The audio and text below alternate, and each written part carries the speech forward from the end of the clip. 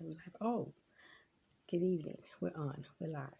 Thank you. This is a late post for Victoria School of Etiquette, but we're going to get this done on this evening. It's later than usual for us, but I am here and I hope that you are too. So jump on if you can. If you can't, you can catch the replay later, as I know many of you will. But thank you for those that are here tonight. Kitchenisms. Let's talk kitchenisms. Like, what in the world are kitchenisms, and what is it really that we're talking about on tonight? Okay, we're talking about the behaviors. Okay, we are talking about the practice and the system or the philosophy of your kitchen. How do you run it? How do you expect others to run it, or how do you expect others to treat it when they are in your kitchen?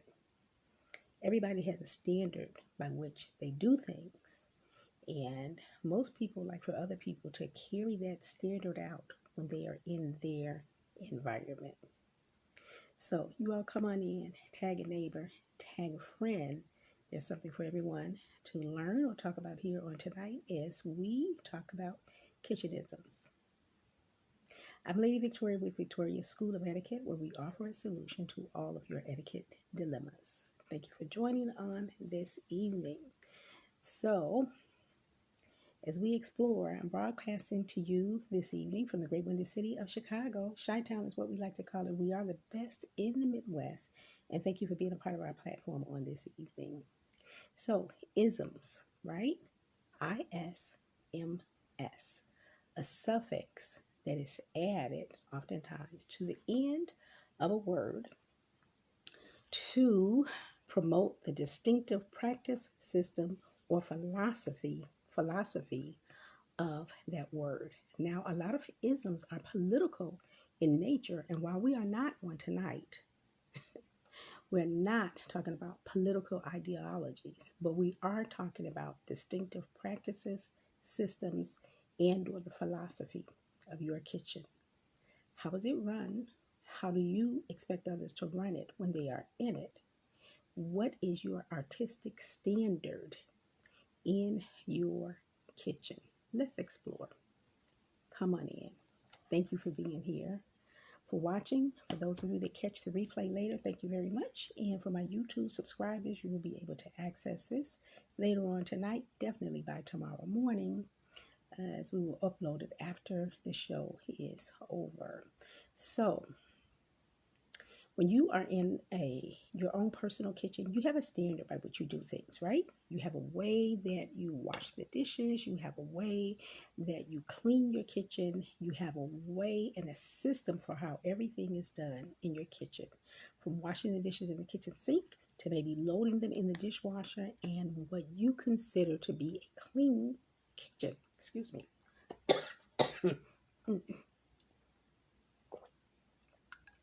Excuse me, my throat gets a little dry and I need to hydrate a little bit. So, when there's someone else in your kitchen, don't you expect them to maintain the same standard that you do in your own kitchen? If they are a guest, they're going to normally ask you, what would you like to have done? Or is there some way that they can help or assist you? That's what the polite person would do in your kitchen. If it's a family member, someone that's there all the time, they already know the standard. They already know the protocol by which you operate your kitchen in. Pardon me again.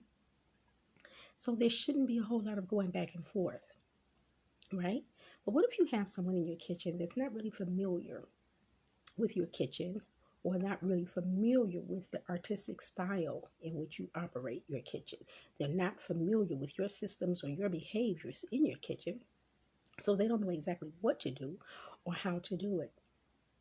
But there are some things that are just standard practice, whether in your kitchen or in someone else's. In the professional world, in restaurants, they have a whole system by which that kitchen is run. There are a variety of chefs in the kitchen, especially if it is a three-star uh, kitchen or restaurant. If it's what we might call a five-star, that's a rating system that the public gives. But according to Michelin, There's only really three.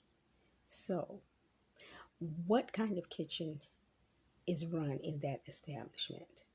And again, there are a variety of chefs that are in that kitchen and a variety of cooks that are in the kitchen that make sure that the kitchen is run squeaky clean.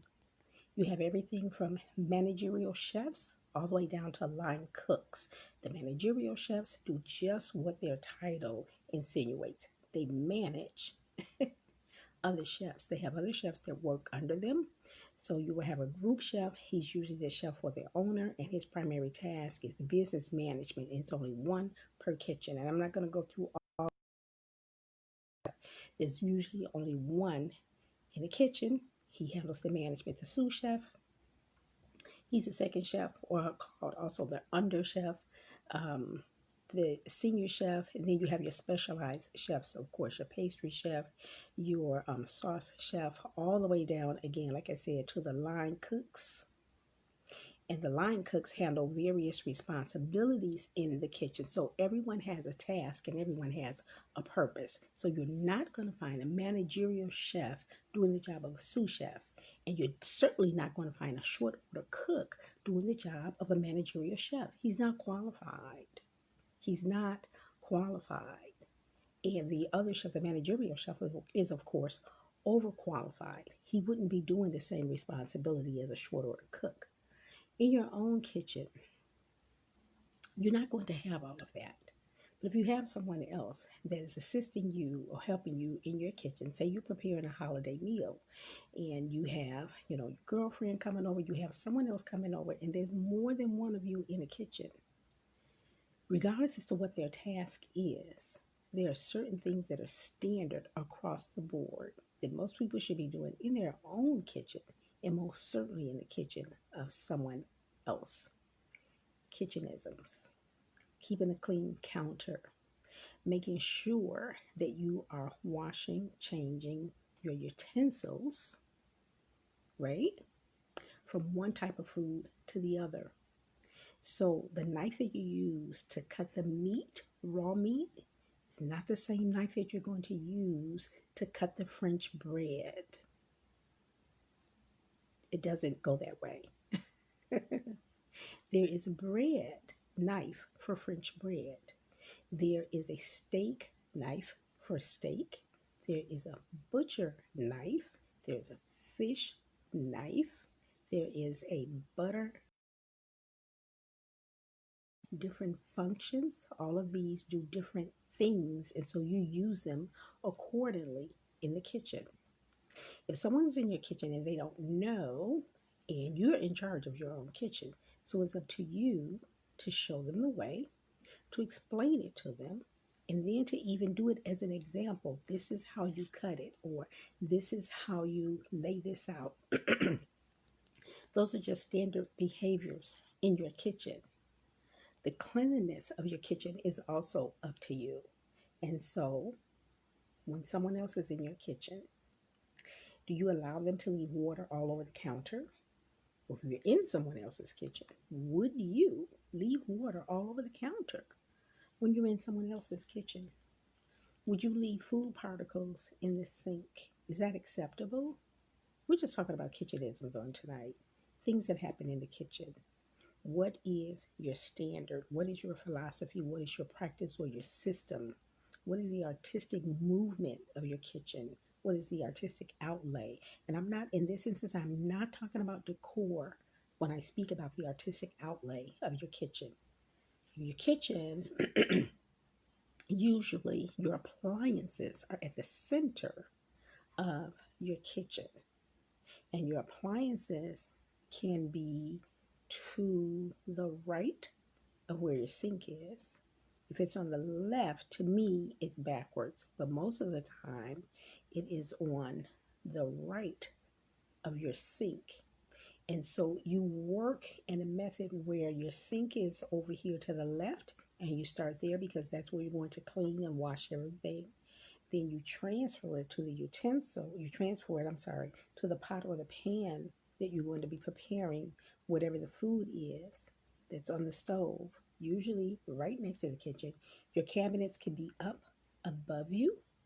You could have a rack on one side of the sink, and you could have a rack on the other side of the sink. One might be for hand towels, kitchen towels.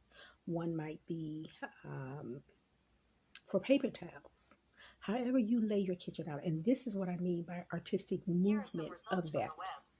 And and however you move in your kitchen, from the sink to the stove to the counter after the food is being prepared, and you put it in its serving dish, and then you will let it rest, sit on the counter, and you let it rest there until you are ready to set the table or dress the table.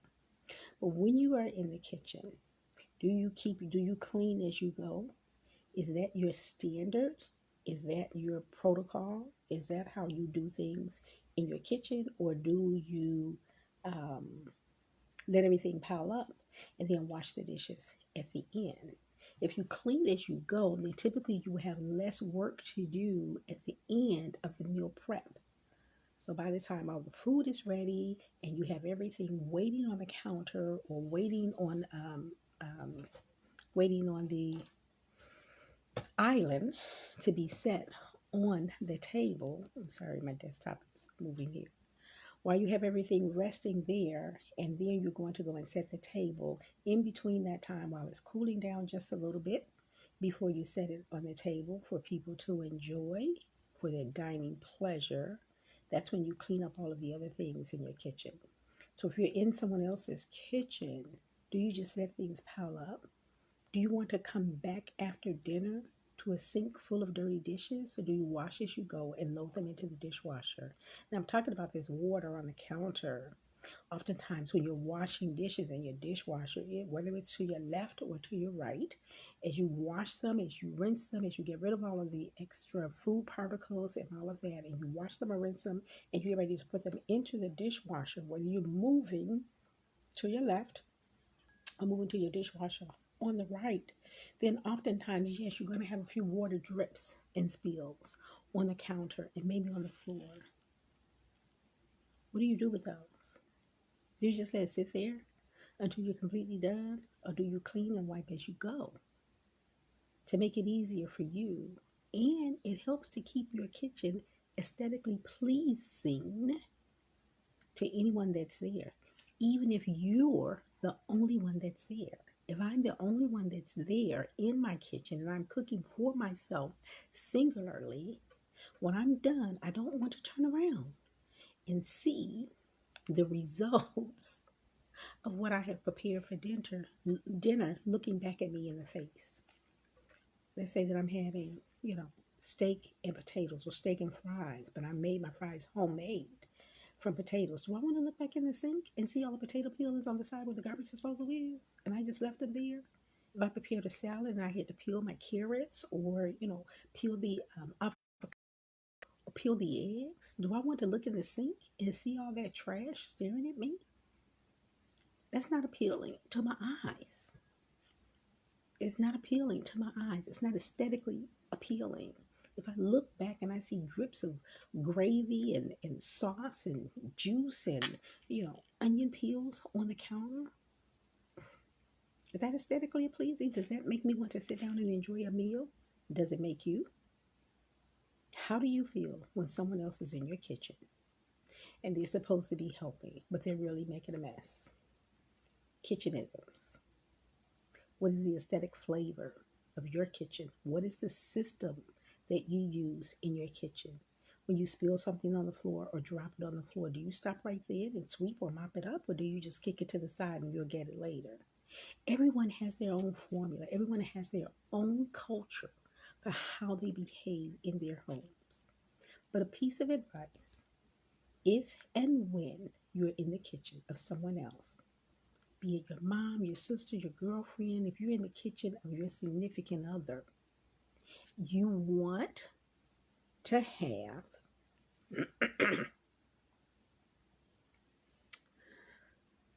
a pattern of how you operate in that kitchen, and it should be the same one that you operate in your own kitchen. It should be fluid, it should be clean, and it should be precise. You go from one stage of development in the kitchen to the next, to the next. Food prep, you take everything out that you need beforehand and set it on the counter or set it in a place where it's easily accessible. So you have less running back and forth to the cabinet and to the pantry to grab everything that you need. Maybe in your own kitchen, maybe that's okay for you to do it that way because maybe it's just you.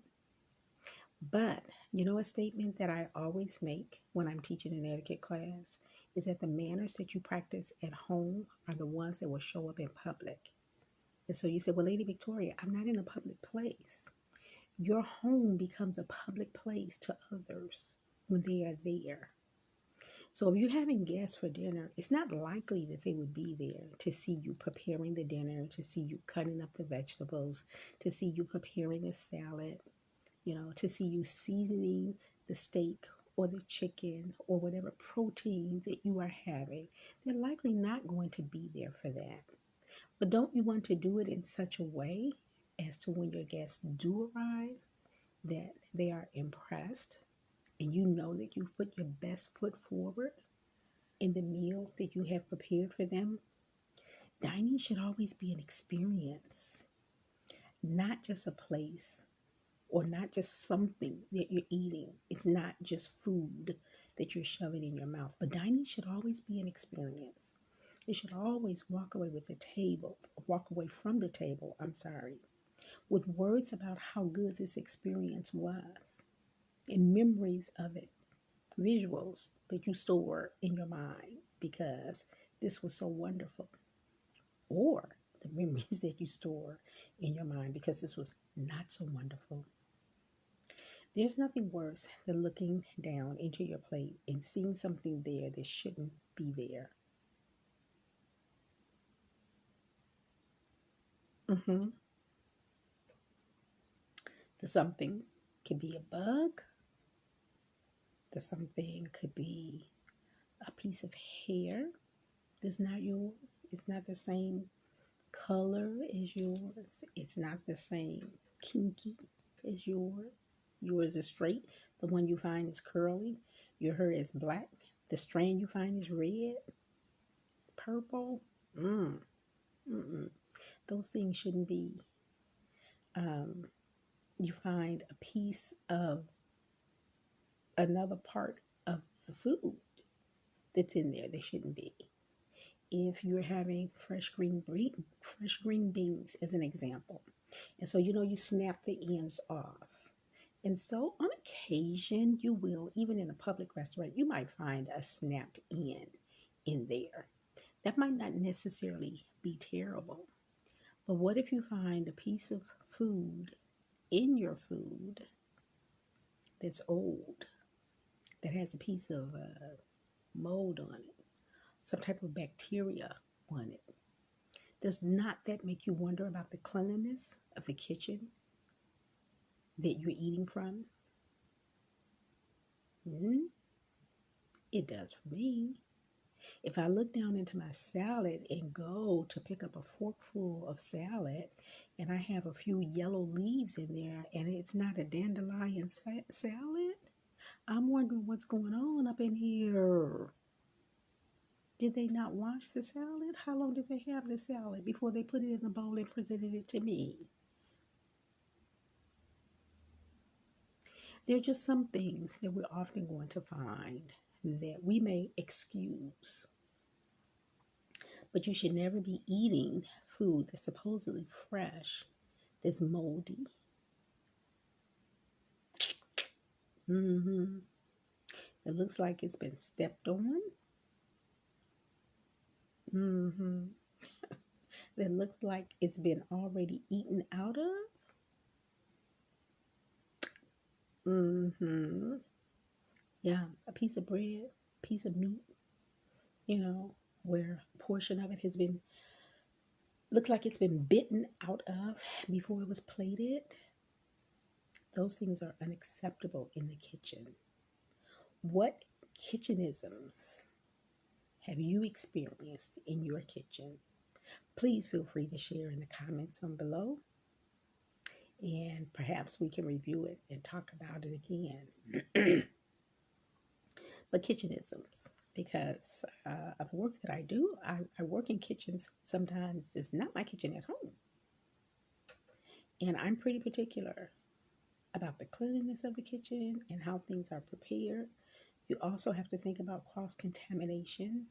I said in the beginning that if you are cutting raw meat in your kitchen, you're not going to use that same knife or the kitchen shears to cut something else if you've not washed it first. Washed it and disinfected. A little bleach in the water won't hurt, and hot water always helps in the kitchen. So that might not be a COVID-19 thing, but it is and could be a cross-contamination thing that could bring about illness or even just simple discomfort from a meal that someone's eaten that's been prepared at your hands. So what is the aesthetic of your kitchen? Now I'm talking about how it appears to the other person on the other end visually. Do they see something in your kitchen that you don't? Do they see something that perhaps you didn't even think about because it's so commonplace for you in your kitchen? When you're having guests over, and even if they're not going to be in your kitchen, but just when you're having guests over, period, and you know that you are preparing a meal for them, these are just some of the things you should think about in your kitchen. Inspect everything before you set it to the table. Inspect all of your dishware, your dinner plate, your salad plate, or your salad bowl or soup bowl. All of your utensils, your knives, your forks, your spoons, all of your glasses, your beverage glass, your water glass, and or your wine glass. And make sure you're serving the right glass with the right beverage. A beverage glass can contain water, it can contain juice, it can contain milk. But if you're going to have wine, serve it in a wine glass. And then, if it's white wine, serve it in a white wine glass. If it's red wine, serve it in a red wine glass. And how they line up, how the glasses line up on the table, that's another video. That's not for tonight, but I promise you that I'll come back and do one about that. Right? You're having sherry. Is it very formal? Are you having a formal dinner party in your home? You have to think about all those things, and you have to think about everything that goes along with it. This is just a little kitchen talk with Lady Victoria between you and I on tonight. So, kitchenisms. What is the system of your kitchen? What is run? And how do you expect others to follow that protocol if they are in your kitchen, assisting you with a meal? If it's a simple thing such as baking a cake, or if you're preparing a whole 3-course meal, 5-course meal, what's the standard and the protocol by which you operate, and how do you teach or how do you expect others to follow that same protocol? It's Lady Victoria with Victoria School of Etiquette on this evening. We're discussing kitchenisms, how your kitchen is run, what's your expectation, and how do you deliver that message to others. I hope you've enjoyed this little bit of information. This is Mind Your Manners Monday with Victoria School of Etiquette, and we're just talking about manners and behaviors in the kitchen and things that perhaps should and should not be done. Oh, and another thing, let me add this as another piece of information. If you are hosting, even if it's in your own home, and we're still talking about, kitchen behaviors and manners and how all of this relates to kitchenism. Another thing that you should be mindful of as the host is that when you are inviting someone to your home to dine, always ask, are there food allergies of your guest list? Ask if there are food allergies in advance. There's nothing more mortifying for a host than for you to have someone invited to your home or you're hosting a party somewhere else, only to find out that when they look at the menu or when they sit down, they realize that they are being served something or offered something that they are allergic to. People have different levels of allergies. Some are very mild and some aren't. So you want to know those things ahead of time. And if you are invited to a dinner party and the host does not ask you if you have any food allergies or if you have other food items that you just don't eat, like I don't eat pork. So if you invite me over and you're having pork loin, that's not going to work for me because I don't eat pork. But I usually let people know. And that's what you can do. If you've been invited to a dinner party or whatever it is, if it's brunch or whatever the food occasion is or the celebratory occasion is, and food is going to be served. If you have allergies, make them known. If you have food preferences, make them known to your host or your hostess. If you are the host or the hostess, then ask them of your guest list before you finalize your menu. Okay, that's just some tidbit information that normally would have been received on a Tuesday, but it's always good to receive information that you can use any day of the week. And again, I am Lady Victoria with Victoria School of Etiquette, where we offer a solution to your etiquette dilemmas. Thank you for joining our broadcast on this evening. It is late. We usually are not on this late, but hey, had to get done on Monday on today. Join me on tomorrow for Tidbit Tuesdays, where I will share tidbits of information that I think might be fruitful to you for you on in this season that we're in now. So I want you all to have a very good night, and remember, the manners that you practice at home are the ones that show up in public, even if the public place is your home. You all have a great evening. Lady Victoria signing off. We'll chat again. Bye for now.